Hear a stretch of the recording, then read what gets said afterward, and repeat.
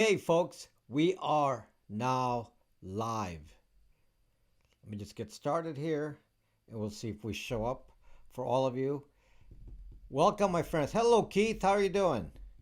Dash Digital, K Cause, Our Lady of Cordial Civility, Pill, GFP GFP fan, uh, what's it? Defiantly Trill. How are you doing, my friends? GC, my dog Rex. Those are the early people here on the channel. Thank you guys for watching.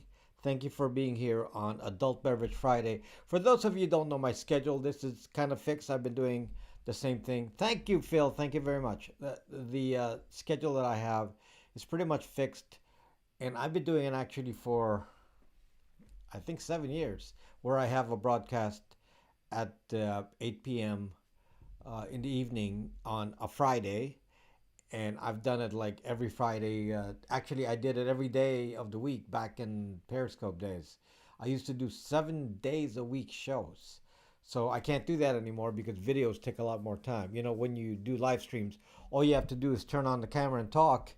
But when you do the videos, then you got to plan it out and do the editing and so on, and a little bit more thinking, and it's a little shorter. So that's actually a lot more work. So I can't do that. And the activity, of course, nowadays is very very high, and that's really appreciated because of your support. My sound is low. I don't believe my sound is low. It's just that I'm far from the microphone. So just verifying that the sound is not low. Hello, Trinidad and Tobago. Wow, it's pretty cool. I see a lot of like sailing videos from there. Magic Rat, Ms. Anonymous. You've been following for over 10 months. Thank you. Not to and to you. No, not to and to you. So some of these are hard to see. They're a little bit tiny here. I need like glasses to look at your comments. Sound is good. Okay, thank you. So yeah, I have the mic closer here, so it should be okay. So what is the subject matter for tonight? And usually, for those who don't know the format, I talk for about half an hour about my main topic, and then we go into a Q&A session so that you can ask whatever you need to ask, including what I talked about in my last video. Thank you, Jason Jones. Thank you so much for your support. Thank you very much. So the topic tonight is about just, and I just kind of gave you a general title because I really want to go around this in kind of a big way, and nothing planned. You know, I didn't script this out. I'm just going to tell you what I feel, and we'll see where it goes. But what is my agenda? Why am I here? Because a lot of people are like really really confused, and I even get a lot of haters, and I don't even know what the agenda of the haters are. Obviously there's shills paid because if I don't talk about whatever they want to talk about, they want me to push my discussions to whatever they want to believe, and I don't know what they believe. So I'm going to tell you what I believe, so then you can make your judgments if I'm somebody you should follow or not. Maybe you shouldn't be subscribing if you don't understand what I believe. So if we're on different paths here, then there's no need for you to say, well, this guy's a whatever, and because he doesn't talk about this product or that product, or he supports this but not that. And it's like, you know, you are free to think whatever you want. You are free to think whatever you want, but I have a specific thing that I'm doing here. And one of the things that are different about what I'm talking about is I think I am the only true privacy channel on YouTube. Because what I talk about is specifically about privacy. That's the focus. If I'm going to say, put a scale between privacy and, let's say, cybersecurity or even tech in general, privacy would be up there. And those are completely different goals and different objectives and behavior. And it also requires a completely different approach, because I can have a more big picture view. And when I look at my surroundings and what happens day to day, with things that some of you accept as being right and some of you don't. Some of you are very angry with it, and but for me, when I see a misbalance in behavior, when talking about, for example, governments, our government in the United States, I get a little bit concerned because I start to question why is that? Why is that? And some of you will get angry with me, and it's just it's the way it is. I got to tell you what the truth is, and I'll get to that in a second. But let me just tell you, one of the things that I do, of course, is talk about de-Googled phones. And some of you have said, "Hey, you got to be careful with that because you could get canceled." Because obviously, by stating that I talk about the Google phones and I'm here on a Google platform, YouTube, that I'm in danger. And you're right. You're right. You see, I can't really be too big, and I'm getting close to that. I'm on the level now of the top privacy channels on YouTube, and I'm not that far from the top player.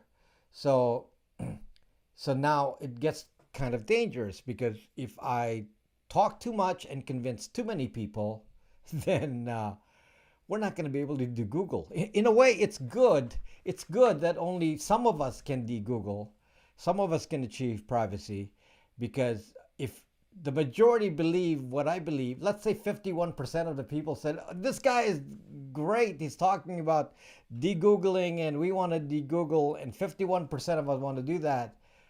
I'm going to be zucked. I'm going to tell you right now. Okay? I'm going to be zucked. They'll wipe me out. They'll wipe me out. They'll wipe me out on YouTube and every place else. That's why follow me on Odyssey. The link is in the description. But follow me on Odyssey because who knows? Or who knows? So, like, I think on Odyssey there's one channel that talks about privacy that I'm ahead of, and that's Naomi Brockwell, and she talks about privacy. But I'm now above her on Odyssey. So on Odyssey, I'm pretty much the only tech person on Odyssey that's higher than me is an electrical engineering channel. So it talks more about electronics. So since that's not my deal, it's completely different. So as far as what I talk about, which is cybersecurity, tech, and all this, I would say I'm unique one on Odyssey, and I'm at the top now. By the way, Odyssey has asked me, or Library has asked me to do a live stream, this live stream also on Odyssey. They've apparently come up with a way to do that. I don't know if I can do it this coming Friday. I may not have time, but maybe at the latest, 2 broadcasts from now, I'll be able to do it. Friday is a little, I'm a little bit tied up next Friday, so I'll be doing this broadcast, but I might be a little tied up. So I may not be able to do it then, but I will try to do a live stream, simulcast on both. But I won't be able to read the comments, and that's the problem. You can watch me in Odyssey. It may be a problem reading comments. At the moment, the comments will have to come from YouTube at the moment because that's a bigger channel. So anyway, I am afraid. I have to tell you, I am afraid because my channel, of course, is a direct attack on big tech. Let's face it, that's what I am. I'm a direct attack channel on big tech, and some of these cybersecurity guys are kind of lost and like they're battling me like I'm so important. I get a lot of these haters, on these so-called privacy Reddits, and it's like, are you lost? Why don't you go hang out with somebody else and attack them because you don't belong where I belong? Okay, my thoughts are in a completely different realm than what you guys are dealing with. Because it's like, well, we need the best cybersecurity thing. Cybersecurity is not necessarily for you. Some cybersecurity things done in a corporation are against privacy. For example, cybersecurity in a corporation includes spying on your HTTPS traffic. So yes, of course, I am not for. My goal is not necessarily cybersecurity. It's about. Video froze. Zuck. Can you hear me though? Okay, let me restart. Let me restart the video. Hold on a second here. It doesn't take long. Hold on, just a second. Okay, should be coming back now. Should be coming back. Okay, it doesn't take long. Sorry, I don't know what does that. Okay. Okay, so let's see. Let's just okay. Okay, there. Okay, so I just restarted. It kind of like locked up there. Okay, no attack. That's not, it just my computer locked up. So Windows. I'm broadcasting in Windows. Windows locked up. So there you go. Windows can't figure it out. So anyway, so yes, I am big tech is my main issue, and so a lot of these attacks against me are misguided because I don't have really have anything to do with them. Uh, Telling me that why am I not talking about this custom ROM versus that custom ROM is like irrelevant to me. It's completely irrelevant because that is kind of taking away from what we're dealing with here, which is big tech. Okay, none of these choices of custom ROMs, as long as they don't have any Google on it, have any impact on what I'm talking about, which is big tech and big tech and big government. Let's combine that. My channel is about big tech, big government, and I'm very unique in that. There's, for example, a cybersecurity channel that I subscribe to and I watch, which is called Security Now. If you're in cybersecurity, that's a good channel. And Steve Gibson is from my area of experience, and he knows the stuff. But they don't really take a stand. They just talk about stuff without taking a stand. The difference about me is I take a stand, and you may not like what I say, but I'm not gonna go take corporate sponsors just so I can make money. If I'm gonna tell you that Google, Apple, Microsoft, all of these big companies, Symantec, and all these companies, Broadcom, on and on and on, Qualcomm, all of these are screwing you, whether you like it or not. Facebook, how can I forget Facebook and Twitter? How can I forget that? Number one is Facebook. So these are my targets because it's they've come to a moment where their influence is being felt now. I've been warning about what they can do. I've been warning about it for 7 years that I've been doing this. And now they have the information to actually manipulate the data. They can actually say, okay, we are now going to define what is good behavior, and we're going to tell you what is bad and what is good. So I'll give you just a specific example of this. Now, I'm here in LA. In fact, a neighboring city here is Santa Monica. I was here, I saw it, the riots in Santa Monica. Santa Monica shops were closed down and destroyed. A lot of them. There was a fire too. And then all the riots happened elsewhere and so on. So a lot of that happened. And then I said, okay, now what could they do with that event? Well, one of the things they could do is called geofencing. Geofencing. Now, what is geofencing?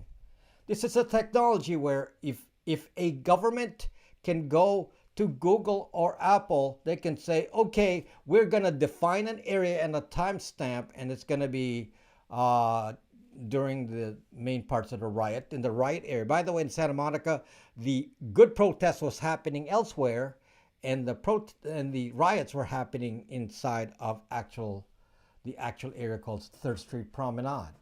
Okay? So they could have done geofencing. And what does geofencing mean? They could actually identify every one of those people who had phones, I'm sure. They could have identified every one of those people involved with looting, rioting, destroying property, coming in there with big sledgehammers and actually deliberately destroying property of people who are probably on their same political side. In case you didn't know, Santa Monica is totally liberal. they're destroying the same, supposedly they're on the same side, but they're destroying the property of the people who are in Santa Monica. So they could have done geofencing. Now, months and months, a year later now, how long has it been? A year? I forget. Uh, has there been any geofencing done in Santa Monica? How about Portland? Did any geofencing done? Okay, I bet you none.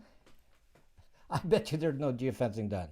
Okay, now let's compare that to the riot at the Capitol. Oh, I am certain, 100% certain geofencing was done there. I am 100% certain they geofenced the Capitol riots. Neither of these are good. As far, I'm trying to be as neutral as I can here. I can't imagine why both events can be a good thing. Okay, destroying property, doing things like that, doing things against the law, why would that be a good thing? But why the different treatment? And that's because somebody can control the information flow and decide for you what should be canceled, what should not be canceled. Instead of treating everything in a balanced way so that people behave the same, to care about each other, to be peaceful people with peaceful protests and exchange of ideas that are free, that you can learn for yourself. Why are we doing this manipulation that you can visually see? I don't know, guys. I don't know. Can I not see this? Am I so stupid? Why don't I not see this? Why is there different things going on with the same data? They have the same data. They can have the same data because they can control the data. When you're in control, you can say, I'm going to choose to hide that data. I'm going to choose to show this data. That's power. And now you're telling me why I'm like, anti-big tech. Oh, this is not about politics. Stop that. This is about how you have the power to control information. And when you can have the power to control information, you can actually influence what people think. And so now what are we doing? Riots now are forgiven against normal business people. That's okay, apparently. Attacking government officials. Oh, yeah, that's... Can't do that. Wow.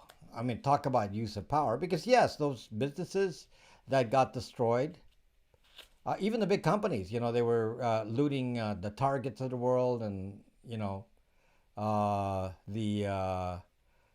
the big box stores and all that. And they were Best Buy, and they were all taking those.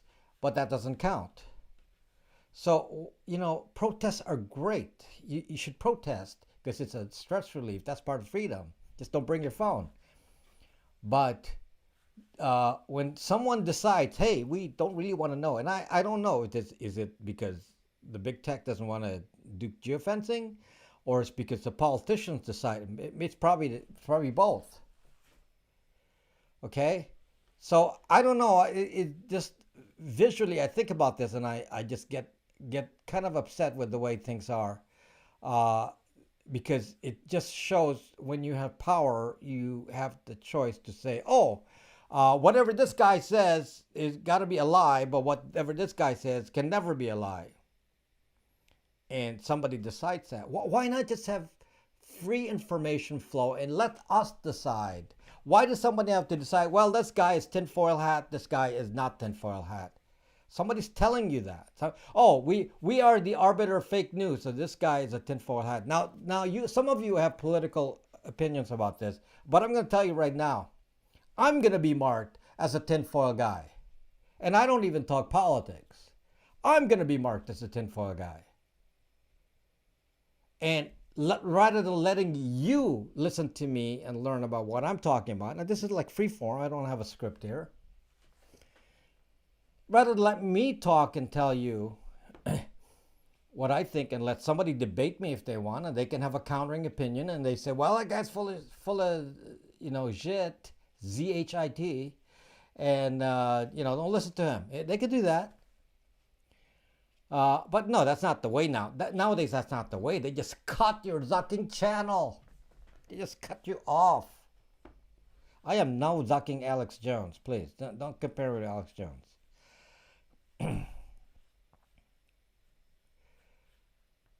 So you can imagine, my motives are very simple. Just leave us alone, for goodness sakes. Can you just have free flow of ideas? I want to hear both sides. I want to hear both sides. I want to hear what everybody says.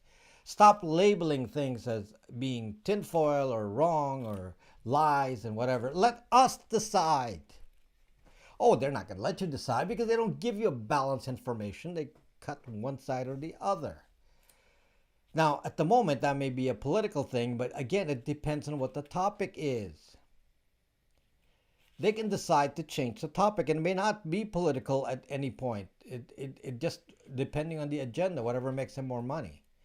So, for example, privacy is something that they want to hide because, of course, privacy means they don't make money from advertising, and that's what feeds them. So, anytime you collect data for advertising, they got to make that sound like it's happy stuff. Everyone should be glad that they're on an iPhone that can track them and an Android that can track them. They should be happy because we give you technology. You should be so happy about that. And somebody like me, oh, that guy is he's a Luddite. Let's go live in a cave. Luddites didn't live in caves, but okay, I'll live in my old English shack in in the 1700s or whenever, and call me a Luddite. Yes, but except you'd be wrong because I'm very techie, as you know. I have a lot of techie things. I have the most high-tech stuff that I can imagine, but I know how to use it. Okay, I don't go around with flip phones. I mean, this is a Pixel 4. Now, Pixel 4 is not the newest. I mean, this is a few months older. This is a 2020 phone, and we're in March 2021. I mean, it's too old now. It's not even a year old. Too old now. Well, I'm not going to go with the new one because the new one is 5G. And I want to stay away from 5G as long as I can. So this one does not have 5G. Okay? Because I know that's another manipulation. 5G. We don't talk about it that much. What exactly is 5G, and the effect of that on hand? I gave an example in my video. And I'll make sure that you remember this because I mentioned it in the video very briefly, and that is with 5G. Someone can do a real-time identification of every device in a protest. Real time. They don't even have to wait to collect the data.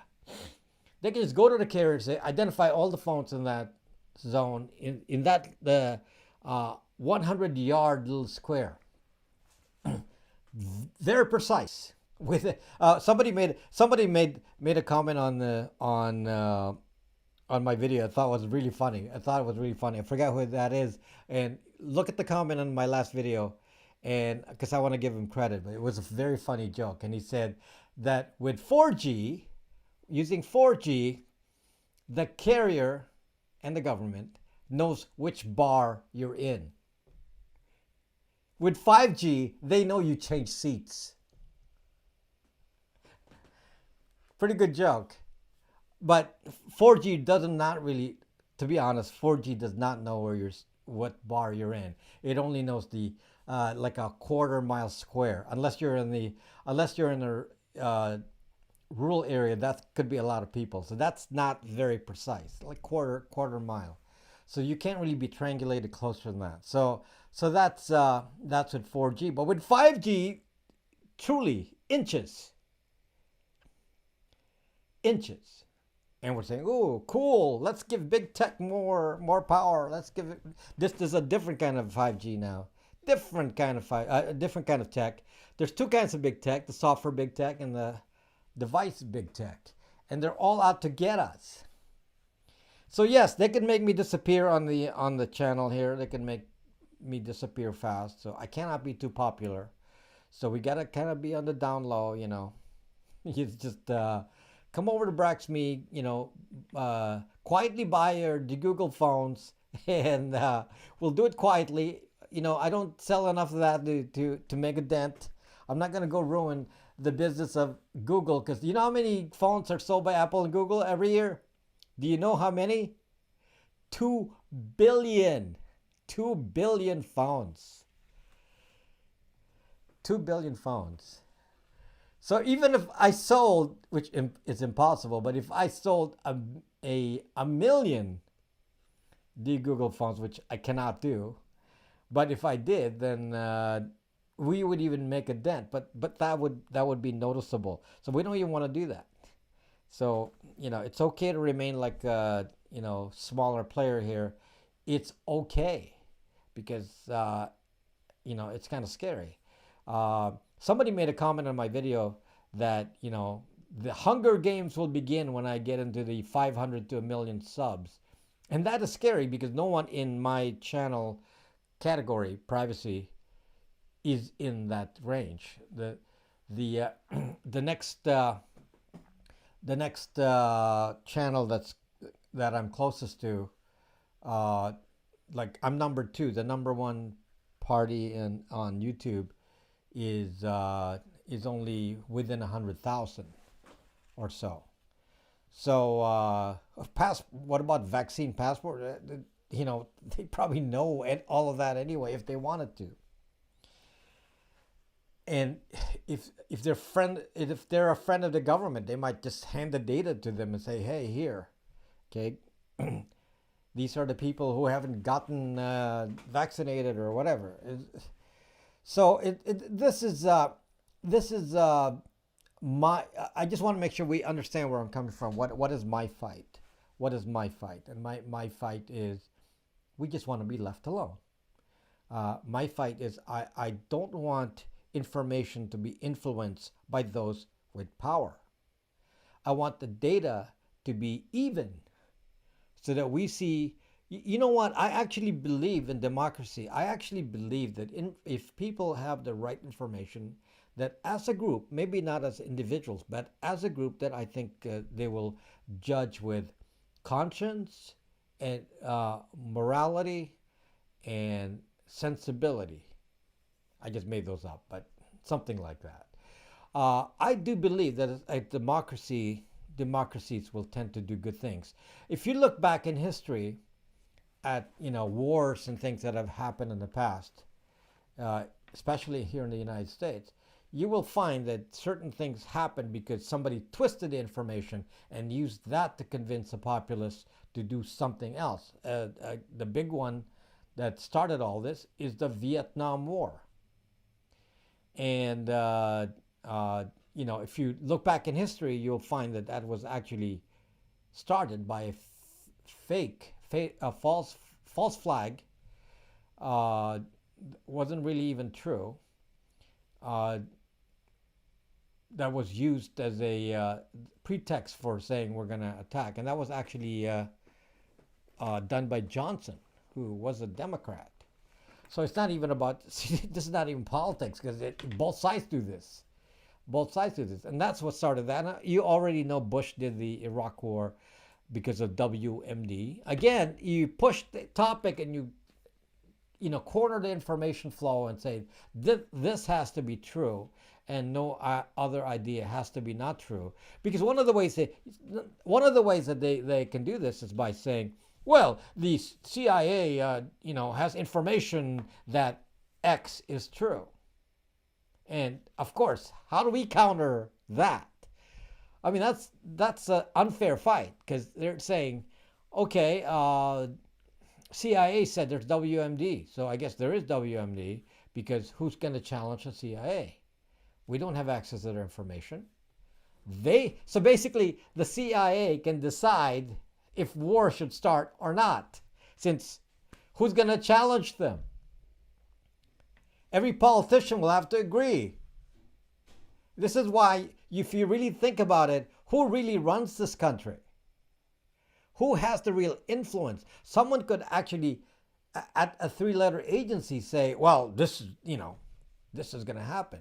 Such and such is going to do this tomorrow. So we got to take action. And then the whole world changes. And then we look back in history and said, well, that wasn't actually going to happen. It was false. And that's already happened so many times in history. And it's going to repeat again. And this is why we don't want this kind of power of information. One of the things the internet did when the internet started in the mid 90s was that everyone was supposed to have their own website and freedom of information and so on, and we're supposed to have democracy information. But now they've taken that away. So now we went from a democratic internet to now internet throttled by MAGA FT. MAGA FT. Microsoft, Apple, Google, Amazon, Facebook, Twitter. MAGA FT. That's now the controlling factor. And all of these agencies, these companies work, of course, with three-letter agencies. So now they have so much power, and so they together can manipulate anything around the world. And it's just so much power that is not in the hands of the little people. So that's the other thing that you have to understand about me, is that I'm for the little people. So one of the things that is unique in understanding that is, the little people don't have any say. We are actually pawns, and most people don't realize that, or maybe they don't realize it and say, well, just as long as I live my life, who cares? Okay. So, but that's my stance, is that I want to empower the little people to not be manipulated, because that's what happens when you live in countries where governments dictate, a few people in power dictate what we're all going to do. So that's what I want to guard against. And I want to use information in a way to defend that. And of course, it's a fight. I'm such a little player here. I'm a nothing. I am a nobody. So somebody thinks that, this Rob Braxton guy is just like, his head is too big because he thinks it's so popular on YouTube and all that. Are you kidding me? I'm a fucking nothing. Seriously, I am a zucking what? Not an ant? Not even big enough to be a fly. I'm a nothing. Okay, so I'm so insignificant in all this, and yet I get attacked. It's so funny. People attack me still, like I'm so important. I'm not important. All I'm trying to do is, like, goodness, let's defend who we can. It's kind of a little quiet revolution here of just a few people, and we'll see where we can go. So anyway, before I continue on, I just want to say that I have this longtime sponsor, and that sponsor is Linode.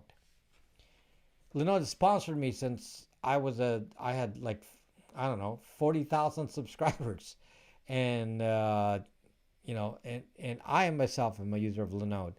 And if you want to have cloud services, have your own server in the cloud, set up your own website, set up a Nextcloud, set up your own Jitsi server. There's many things that I have in my videos about setting up things that you can do on Linux, and you want to practice Linux. Here's a way to do it, and all you have to do is set up a Linode account. You can actually practice setting up Linux servers for as little as $5 a month, for example. And all you have to do is go to linode.com and put /Rob Braxman, exactly as stated there, and you will get a $100 credit that you can apply for 2 months of your services on Linode. I just see the concurrent viewers just drop precipitously here. Did I disappear? what happened there? Like it's like hundreds of people just disappeared in an instant.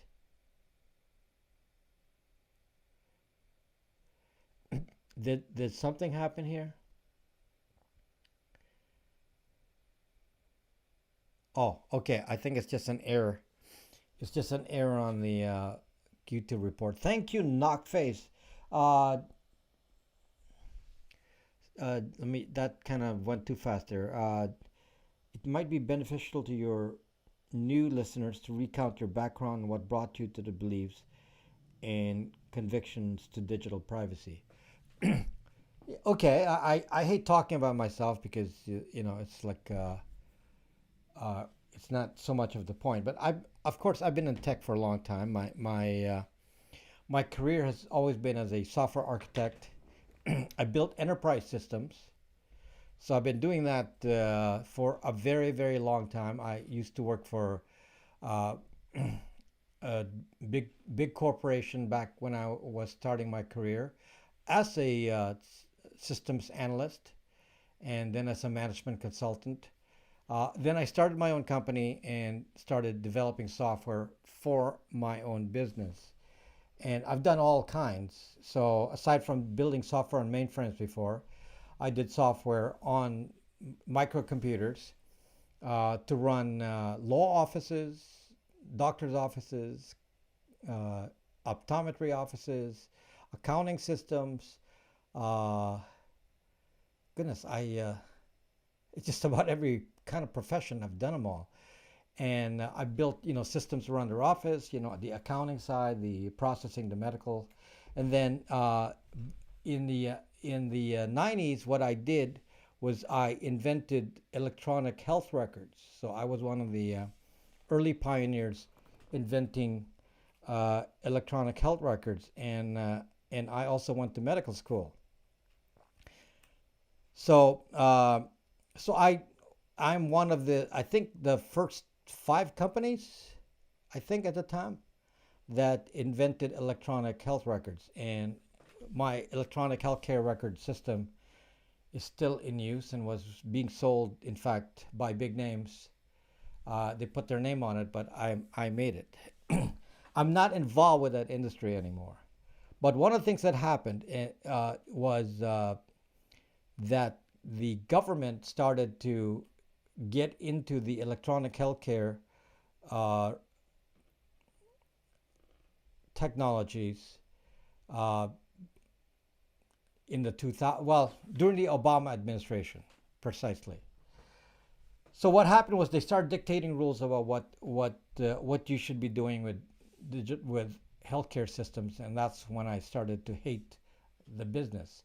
And one of the things that they do today is collect your information and send it to a central authority. So you go to the doctor, and you don't even know this, but as they're using their EHR to enter your information, uh, that information is being fed in real time. And I built the systems to do this in real time to a HIE, or Health Information Exchange, so that the government and other parties can actually intercept and tell the doctor, stop, don't do that.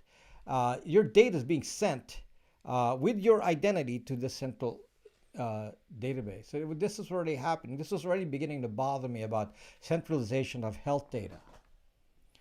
So the other thing that I knew that because encryption and all that were early things that were done in health record systems, and I was doing that, and I had access to probably millions of health records. I have the authority to go access health records of lots of people because I was running the systems. I mean, I'm the executive running the systems. So uh, that bothered me because if I can see it, then they can look at me too. They can look at my health records. And the HIPAA laws for privacy in healthcare actually was based on AIDS, because they didn't want people to look into your records and say you had AIDS, because they were going to use that for employment and for preventing you from getting employed and so on. And yet, so many people had access to that. Today, everyone has access to who has COVID. That's in the central database. I can tell you what database is. I'm sure my own systems for sending that data to central authorities because I built them back in the day, and I'm not involved with that business. I'm not. I have nothing to do with that anymore. But yes, I had started a big company, and that company still exists, and and that kind of thing kind of became the trigger. And I said, if this happens here, what can happen in other situations? I don't know if you know this, but in healthcare, even your medical information is being sent to the insurance company. So they have nothing to do with the healthcare, but they're getting all the insurance data, which is really a copy of the bill. So all of the diagnosis codes, they're called ICD-10, CPT codes, which are the procedures done, and now they even sending all your history, your examination, all those details, the plan, the medical plan, all that are going in there, and I understand this very well because my system was able to collect so much data it could actually do AI. It could actually do AI and predict what your treatment's going to be based on the collected data, what it asks you, because we had so much data already on it. And I didn't really wanted to get to the point of doing that because obviously people don't want computers to control medicine. But then central authorities started to say, hey, the technocrats during the Obama administration said, hey, we want all this data centralized. And they actually built all that. And it just bothered me. So anyway, I left that business, but boy, that just stuck with me, all that. Now that's just my background there. The personal experience that guides, where I stand on this comes from my youth, because I keep repeating the story that I was born in a different country. I'm an American, but I was, I'm an immigrant. I was born in a different country. I was born in the Philippines, and I was there as a kid with martial law. So I was subject to martial law, and I experienced what that is, and experienced the lack of freedom with that. And when I left the Philippines and came to America, the dictator was still there. So I actually never seen it without the dictator. So it's I've my deep memories of how people disappeared and how you could not speak publicly because somebody could arrest you. It's really, really bothersome feeling, and that's lack of freedom of speech. The fake news, I saw how martial law started as a kid, where they took over the radio stations, killed the news. My own father was a journalist. Well, he wasn't just a journalist, but he had a editorial section in the newspaper, the national paper, which was shut down by the government, and so he couldn't speak anymore. And so that kind of I guess you could say it felt, even for my family, that was a big thing, because even my own father was prevented from talking. Good thing they didn't go arrest him, because he didn't get involved with anything after that. He didn't get involved with the politics anymore. But boy, that's that when you live that, and you understand that the young people today have no conception of what it's like when somebody controls the information fully, as they can in some of these countries, like China, Hong Kong now being controlled. And Hong Kong used to be like a place of free speech, and now they can't do that. And of course, many banana republic type places where free speech is not allowed. And to imagine that in the U.S., it's just one of the things I loved about being in America is that I have freedom of speech, and now I can see that this is like being taken out in subtle ways. Things like the Fourth Amendment. being taken out very subtly. But oh, you're not allowed to do encryption anymore, which is Fourth Amendment, because we assume you're a criminal. You must be a terrorist. So that's kind of the basis. I sorry for kind of an extended talk about that, but I don't like talking too much about myself, but that's the basis of my belief system, and I just want to be left alone. I actually respect people for whatever beliefs you have. I don't really I can't really say that I would judge somebody for believing something that may be different from what I believe. I completely respect. I wouldn't call you're dumb for thinking that. No, I would never think that.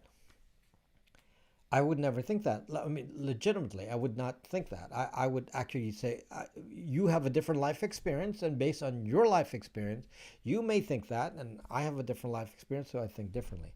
So that's kind of my position. So I just want you to know. Thank you, Turd Ferguson. I'm a CIPM. Your insights are extremely valuable. Thank you. Thank you, Turd Ferguson. The indoctrination is strong. What do you use for maps? For the most part, by the way, in my car, I use a built-in GPS and maps. I try not to rely on these. Don't use this as your main camera. Don't use this as your main GPS. There's other devices. Don't be like, oh my gosh, it's so cool. Everything is on here. Yeah, everything's on here. Everything's spied on here. So, it's a little bit different if your phone is not connected to a central authority. But the problem is it is connected to a central authority, Google or Apple. What really hurt the internet, as far as I can see, is centralization. That's one of the big things that I'm against. Centralization, because when you centralize data, then you have control. You give control to somebody you didn't have before. Centralization is how they fought the freedom of the internet. We no longer have freedom on the internet because of centralization. MAGA FT, or otherwise known as big tech. MAGA FT, Microsoft, Apple, Google, Amazon, Facebook, Twitter. This is the central authority of the internet. It's on there. So, and really, if you think about it, it's mostly Google and Facebook. If you want to, weigh it, you start with, Google, Facebook. They're the main repositories of information, with the worst one being Facebook. Because Facebook has your real identity, whereas Google has to assume your identity, but they don't actually know who you are. They have to base it on other things you do. But Facebook really knows who you are. So that's the craziness of all this. So I hope that gives you kind of a big picture idea of where I stand and what the basis is for what I'm talking about, and maybe judge if I'm somebody to follow or not. Maybe you might say, well, I disagree, because I believe more like what Gates believe. Bill Gates believes that we should be spied on. Peter Thiel believes we should be spied on. Well, obviously, Zuckerberg thinks we need to be spied on. And then Twitter guy, what's his name? Twitter guy. Oh, he says one thing and does the other. Oh, yeah, freedom of speech. Yeah, right. Okay. So, Elon Musk. A lot of you hate Elon Musk, but actually he has not done anything that seems to target privacy in a bad way. He doesn't seem to be into that. So actually, of all those big billionaires, I'm going to say Elon's, so far, I'm cool with Elon. I think Elon is okay. I know some of you will disagree with that, but I think he seems to, he doesn't seem to be driven by the same kind of a desire for control of information. In fact, he's against it. He wants to build this neural net so you can fight the central authority. Uh, you know, so he just seems to like to build stuff. so, so I don't know. Some of you will disagree with me, but so far, I haven't seen a sign that he's into 1984 kind of behavior. That's not his focus. He's not a Jack. Yes, Jack. Yeah, Jack. Jack will say one thing and then, oh yeah, freedom of speech. What did he say? Sunlight will bleach the truth, or what was it? Bleach the lie, or whatever it is. Uh, Something of that nature. But he doesn't do it. So it's all fake, fake. So I don't know. Some of you don't may not like me for not being critical of Elon, but you got to look at their behavior and seeing if they're doing things that are against us. Elon is of course big tech and a different kind of tech because he's building things, but so far even his cars are actually not centralized. They don't do centralized tracking. So, in fact, you have to connect it to the internet yourself when you get home. So it's not even connected. It's not centrally tracked unless there's an emergency. Then it records for liability. Okay, I'm okay with that. But it doesn't seem to be. He doesn't seem to be the enemy, is what I'm saying. I mean, someone like Zuckerberg is clearly, so privacy does not. He's anti-privacy. I mean, blatantly. This is Zuck. Zuck is completely anti-privacy, and Google obviously is their business model is anti-privacy. So whatever you say, now YouTube itself is operating outside of that. YouTube is operating a little bit more independently, so they don't necessarily, do anything to stop me from saying what I'm saying here. But the big guns at Google might say, hey, take off that guy and I'll be out of here. Okay, I mean, that could happen. So you make sure you follow me on Odyssey. It's a third-party site, and I have my own, of course, which is BraxMe. So come over to BraxMe and at least set up an account so you know where to find me. So, and people talk to me there. And there's, I think we have 40,000 people on BraxMe. So that's, it's not huge, but that's getting significant, right?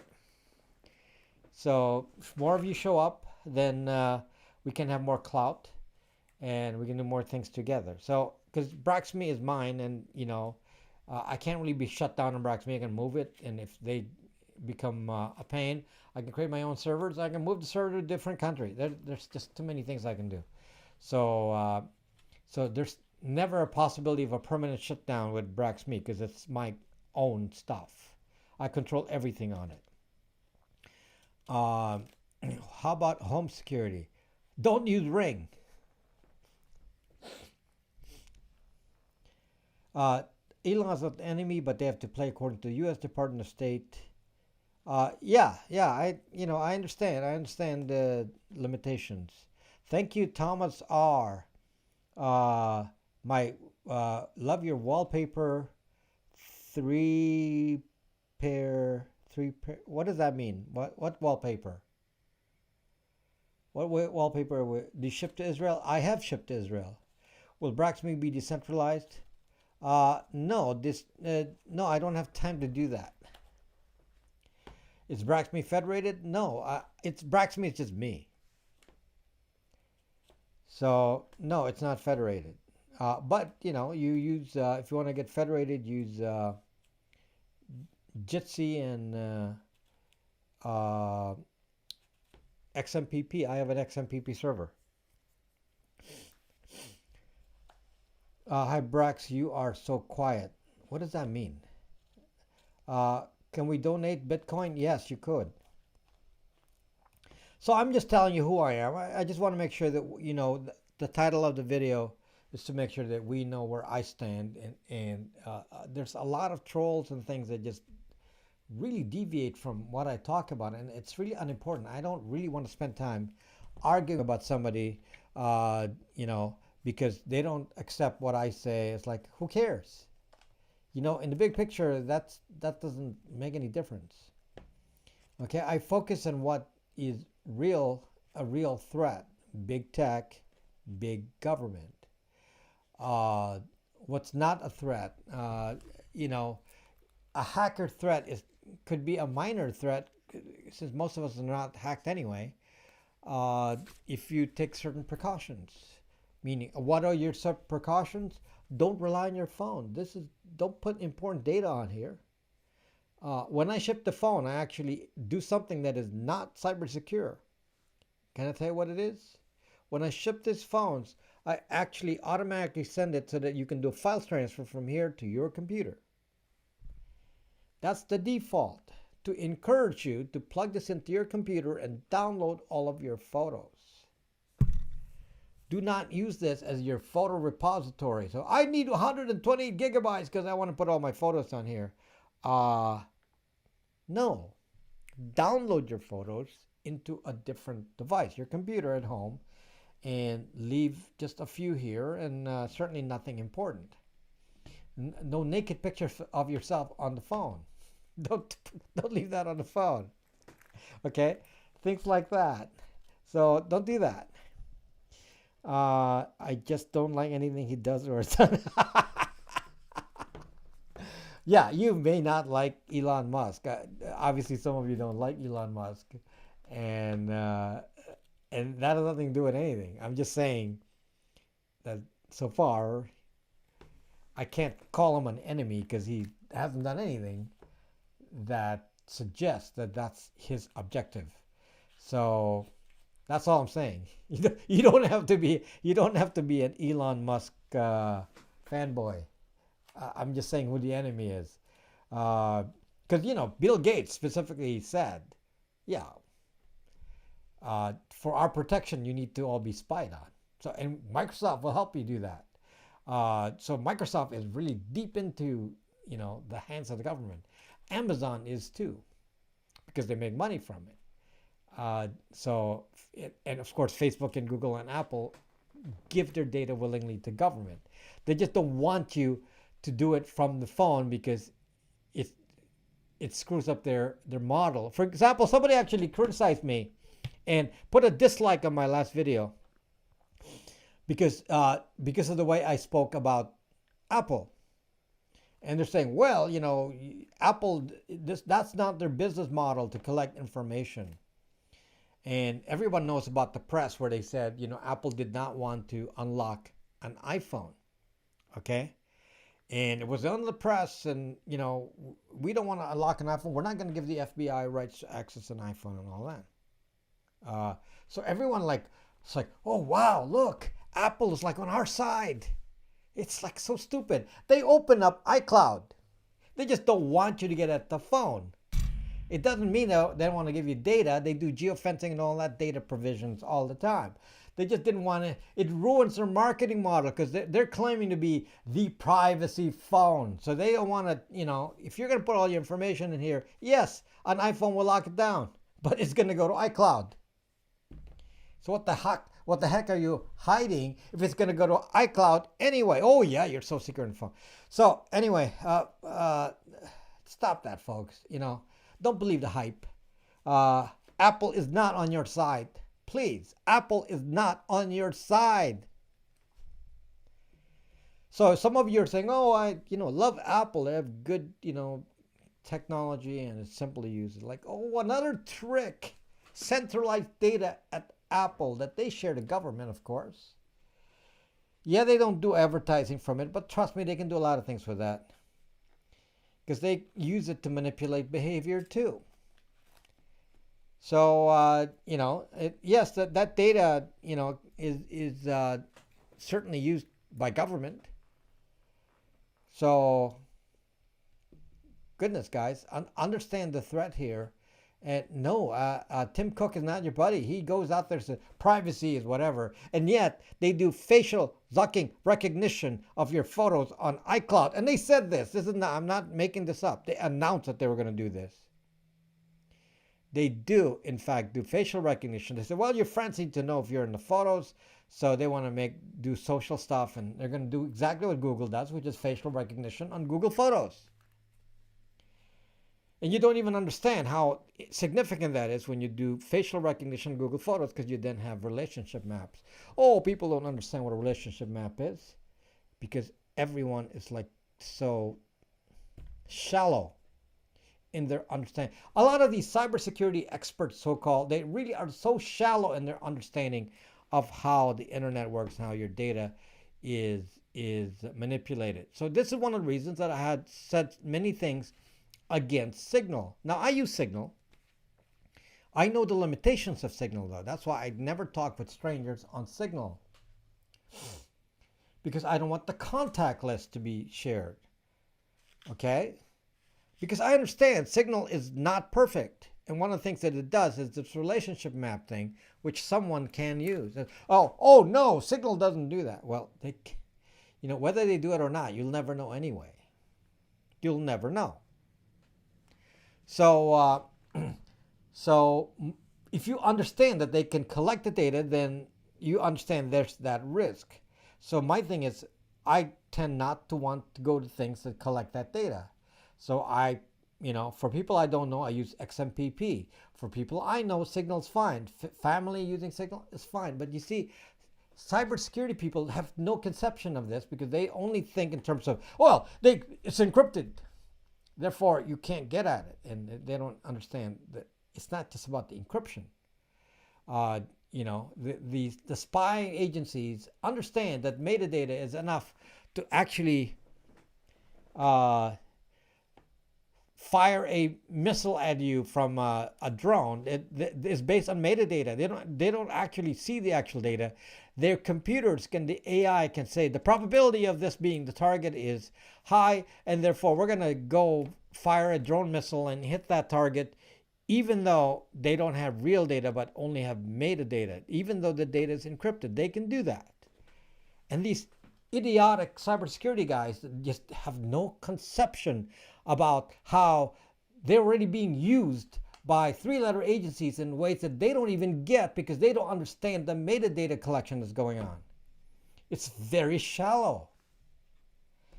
So yes, I differ a lot from a lot of cybersecurity folks because they're very focused on, like, the term that's gotten on my nerves lately is when somebody calls himself a cybersecurity researcher.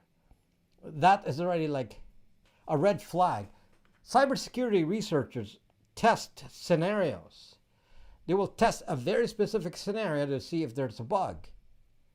It's really, looking for a bug. That is not a big picture view. That is a very narrow thing. You say, okay, I'm going to go have a target.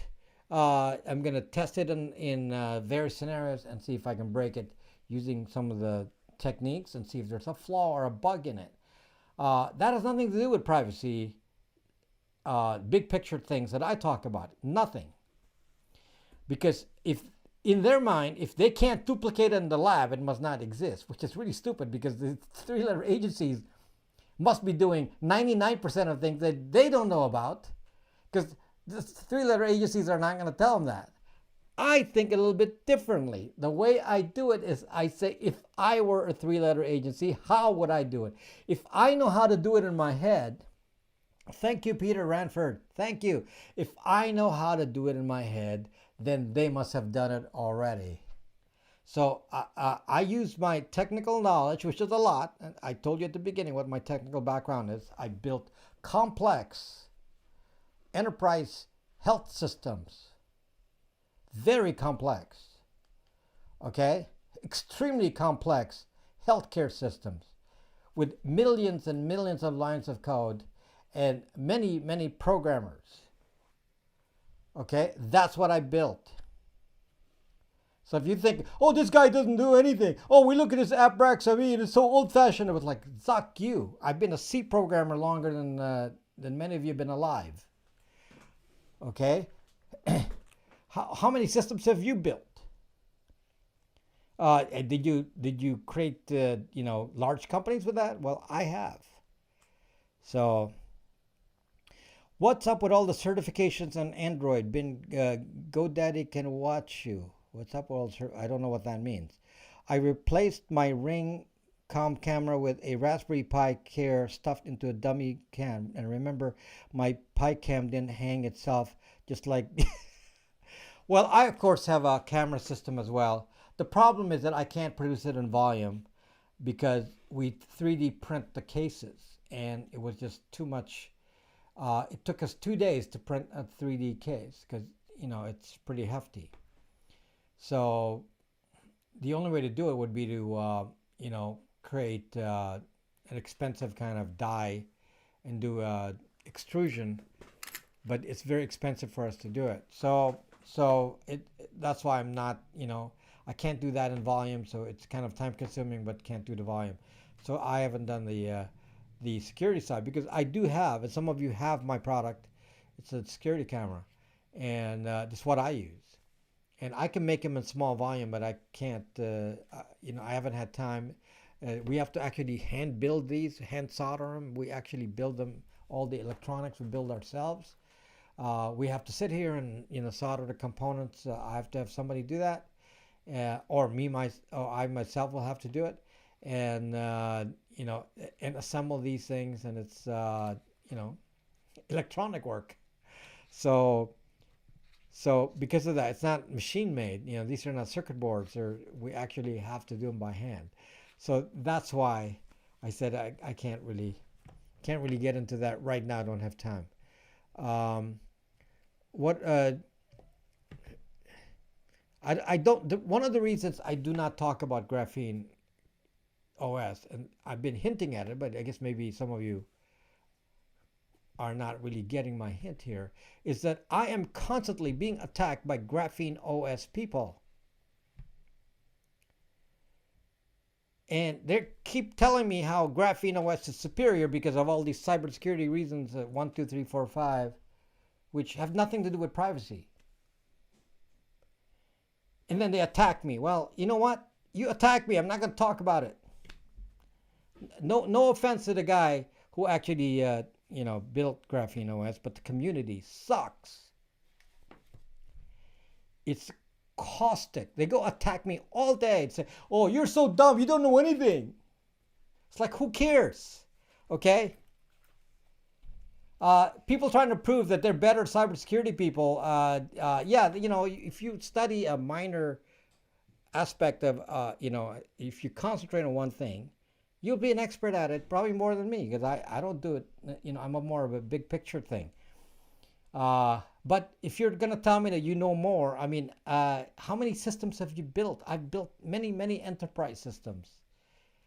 Okay, I built many enterprise systems, and one, is still ongoing, still being used by many, many large medical facilities. And I wrote 90% of that code myself. So it's like, oh, you are such an expert. Oh, you really, it's like too much ego. It's like, I don't have time for that. So for that reason, I don't really care. If you want to use Graphene OS, use Graphene OS, but it's not needed. For what I'm talking about, I don't care if you use Graphene OS or not, or Calyx OS. I just don't want to have anything to do with that community. I do not want to have anything to do with that community. I do not use Graphene OS. My phone is Lineage OS. It's excellent for what it does, for what I'm trying to do, which is you can still run some Android apps, which you cannot do on Graphene. You can still run standard Android apps on here because you're able to install most apps. Graphene is a more hardcore approach. F-Droid only, this, that only. It's like, the threat is a bit different than my threat. So if you're going to talk about my threats, then I don't really need to go beyond what I'm doing here. Plus, I have to standardize because I got to use support multiple phones, not just one phone type. So for privacy, a Lineage OS with no gaps is excellent. I don't really have to see what the problem is. Some of the supposed issues are not even true. Oh, you have to have you have to be able to relock the bootloader. It's like, on what experience base do you? Because somebody told you that. Do you really understand what it means when you don't relock the bootloader? What is the effect of that if you don't lock the bootloader? The effect is if you try to override it, the phone will erase all of your data. Your data can't be stolen even with an unlocked bootloader. So some of this logic is like, it's who's gonna want to install a new system on an unlocked bootloader unless they want to overwrite the phone and sell it. It's not going to have your data. So from my privacy point of view, your data is not going to be acquired. So I wouldn't worry about it. Okay? So anyway, that's why I don't really want to talk about, Graphene OS, and a lot of you who are, in that group will come here and troll me, and I don't really care. Don't care. Don't care about your opinion at all. Okay? I know what I'm doing, and I know what my community is supposed to do, and I'm telling you right now, based on the direction of my threats, I told you big tech, big government, and that's what we're fighting against. Freedom. Freedom. All these little battles on the side, oh, a hacker can get into that. It's like, believe it or not, a Android 10 phone is quite secure.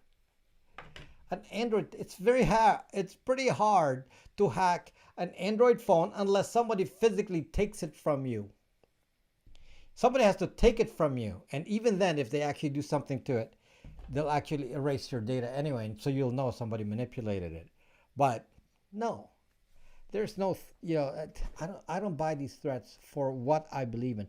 They may have different objectives because they don't have the big picture that I do. So I respect them for having different objectives that just don't bother me. Just leave us alone. Leave me alone. Leave us alone.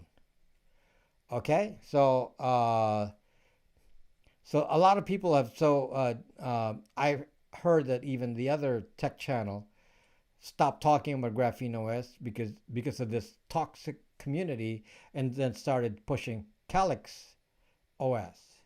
So, you see? So, so that's fine. You can use Calyx OS too. I'm not going to speak badly about the OSs because it's not the OS. It's the people around it. Just hardcore people who shouldn't really use word privacy. If you're going to be in cybersecurity, go in cybersecurity. Don't get involved with the privacy world because it's completely different. Okay? Because you have different threats. If you're trying to protect against a hacker, then you're in cybersecurity. Okay? And cybersecurity people they're like lawyers. You can be cybersecurity for big tech against little people, cybersecurity for little people against big tech. Cybersecurity is like a lawyer. They can take different sides. I only have one side, the little people. That's what privacy is. It's individual right to privacy. It's very personal. It's very personal. That's what I stand for. If that's not what you think I am, you're in the wrong fucking channel. I'm telling you right now. Peter Renford, thank you so much. What do you think of Gab? I guess he wants to build another Calyx OS type, one of those. So, don't get too excited about that. It's just another AOSP. Same thing as I'm doing. He wants to duplicate what I'm doing. So, okay. He probably wants to make money. That's fine. He can do that. I just have to be careful, if you get too popular with doing this, as I told you, and he's trying to be in the forefront of that could be quite dangerous because you're exposing all of us here, and we can be attacked en masse, and he may cause a backlash against even me just from promoting something like that. So, so I'm sure whatever he comes up with is not going to be any different from what I do. Okay, and there's many other companies. I mean, somebody said I keep pushing my products, but actually it's not, because yes, you can use other operating systems to run privacy phones. In Europe, you can use EOS, E Foundation. That's in Europe. The phones are more expensive, but mine a little cheaper. But yeah, that's the same thing. There's not much difference between what EOS is doing and what I'm doing. It's the same thing. So they're okay. They're okay. I'm sure Calyx OS is okay. Graphene OS is okay. All of these are okay. You can do plain AOSP, it's okay.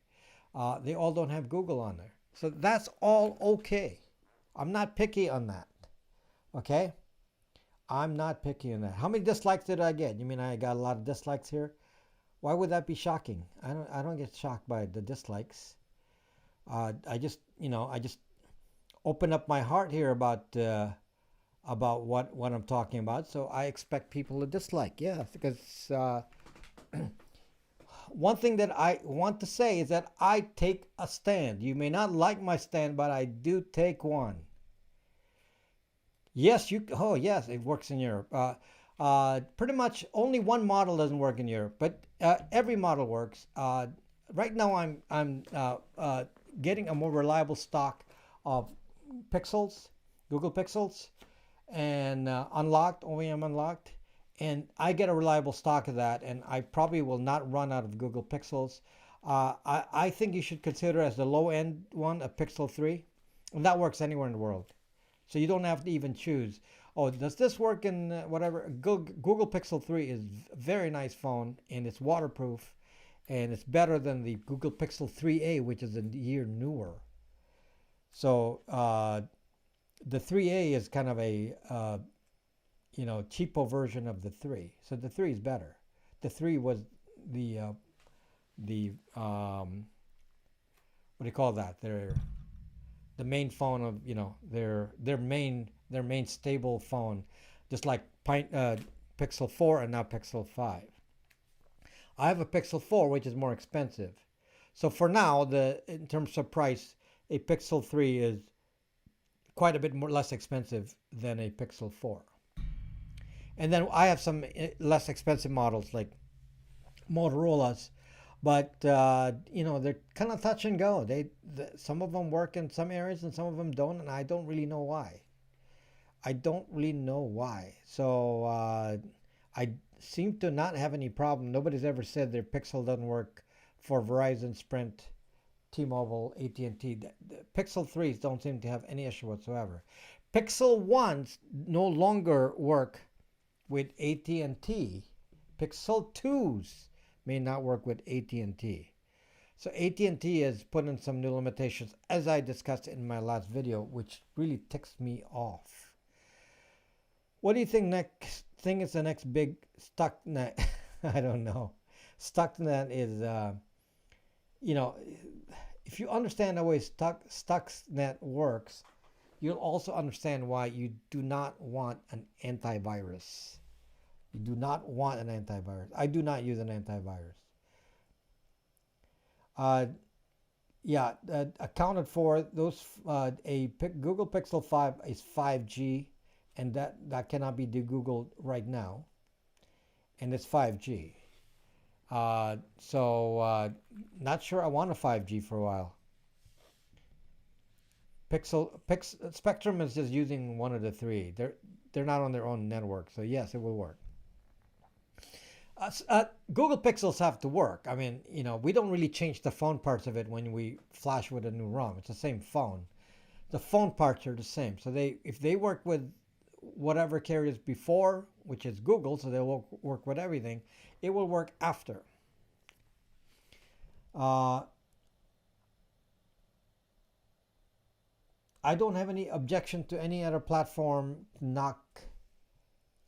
What's your name? Knockface. No, Google doesn't want YouTube doesn't want you to talk about that platform.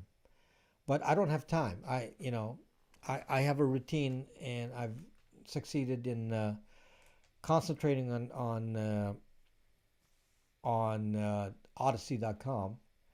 So we're just being uh, shadow banned by probably Yahoo, which means it doesn't show up on DuckDuckGo. Shadow banned by Yahoo. Yep. Odyssey.com, shadow banned. Crazy stuff. I mean, when I talk about censorship, look at that. I was going to talk about that heavily. Now I'm out of time, but that's another level. They want you to do private DNS? Let me just explain that again. Bitcoin, of course, Bitcoin is good, but don't buy now. It's too expensive.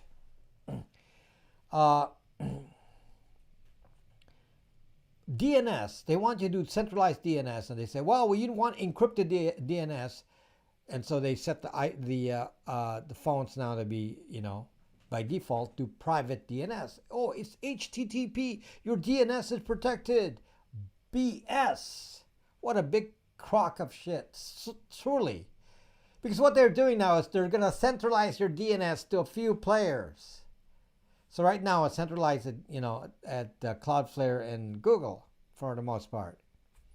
So now they've centralized the DNS at all these places, which has your IP address because it bypasses a VPN with private DNS, which is another stupid thing.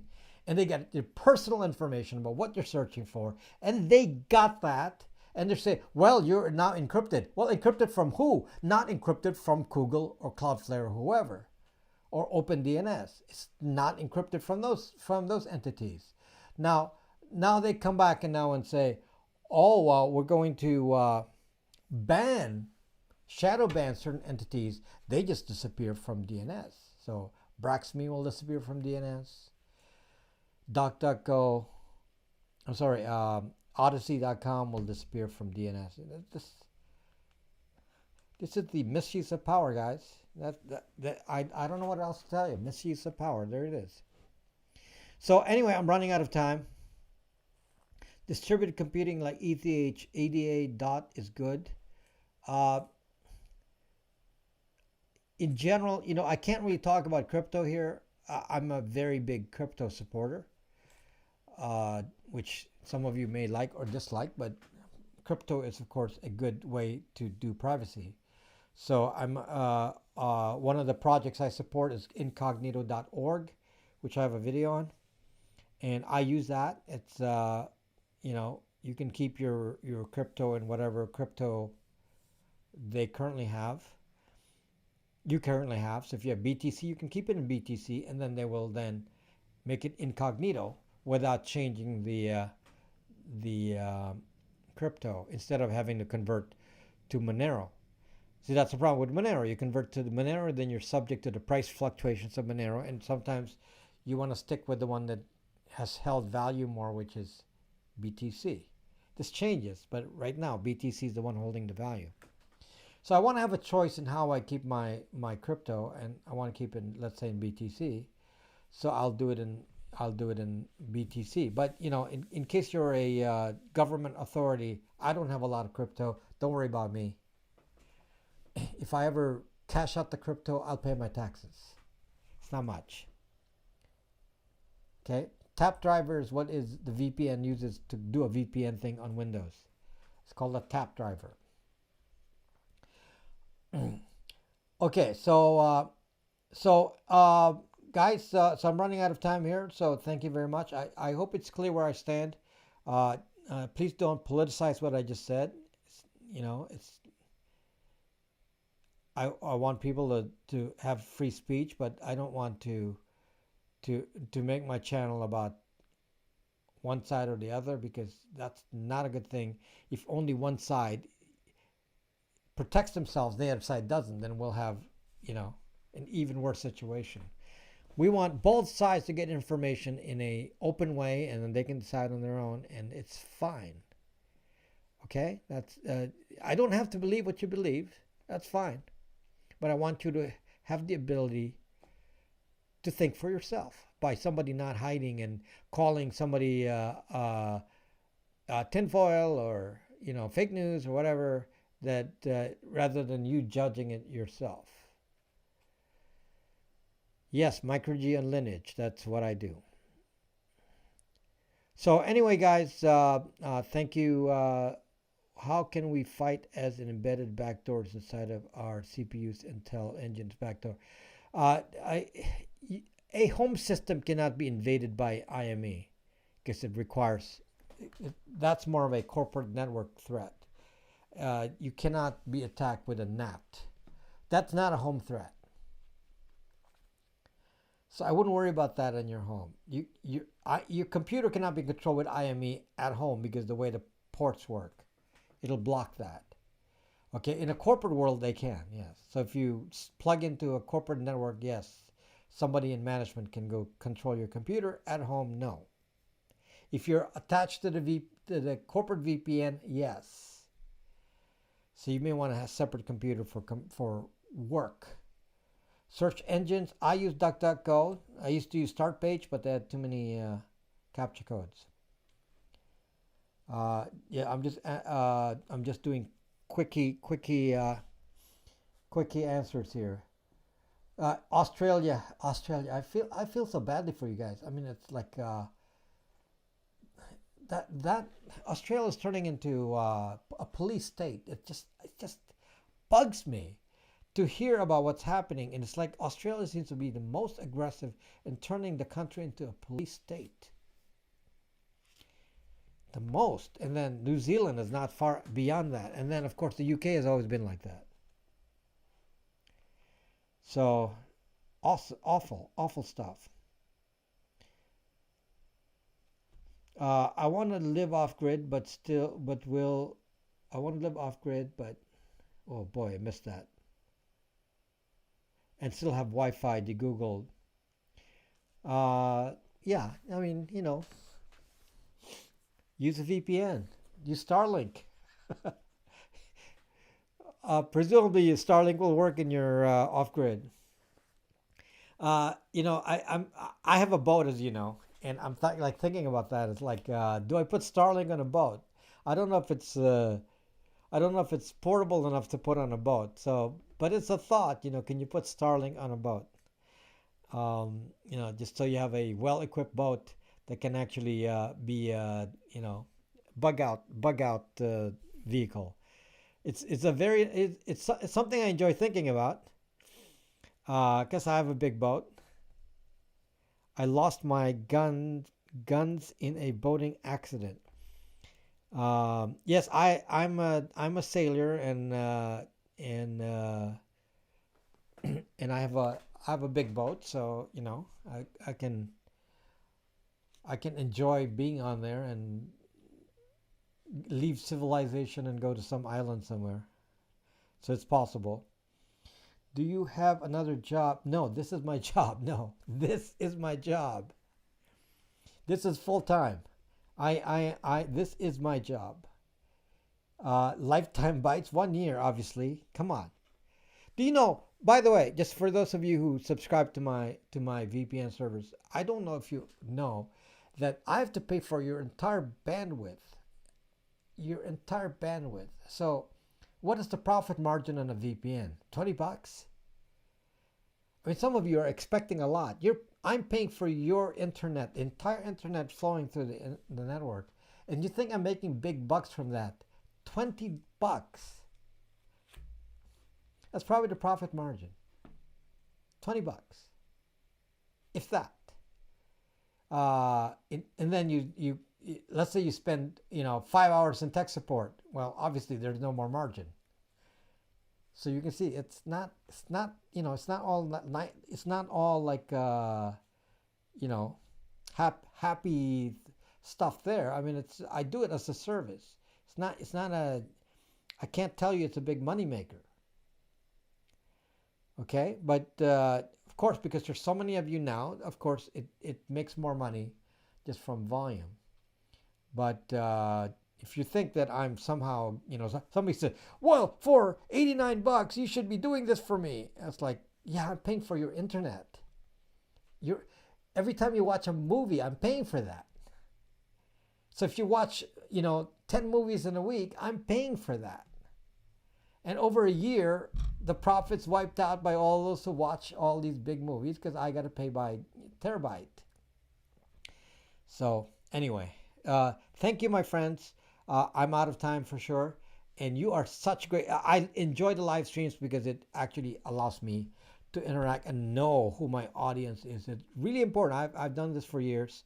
And, it's because of what you say here and the kind of mix of people I'm looking here at on the comments, I'm able to then understand who my community is. And that's probably what's different from me in other channels because I can actually do that and comes from my experience as a live streamer. I've been a live streamer for 7 years. Thank you, thank you. I am not Melvin. Thank you, sir. Thank you so much, guys. Appreciate it. Should I do sailing videos? I don't know. Sometimes I feel like I want to just. I was gonna do sailing videos of me fixing things on the boat, but I don't need to fix anything on the boat. So I don't know what to, just mix it up and do some relaxing things, or maybe play piano for you guys. Maybe I'll do a different channel, just relax. Not everything has to be heavy. So thank you guys. Thank you so much for joining me. Again, go to Brax.me. That's where all my products are. You can have the Google phones, bring your own phone, BYOD, or VPN, and Brax router. That's all on there. Thank you so much. I'll see you in a new video next week. Bye bye.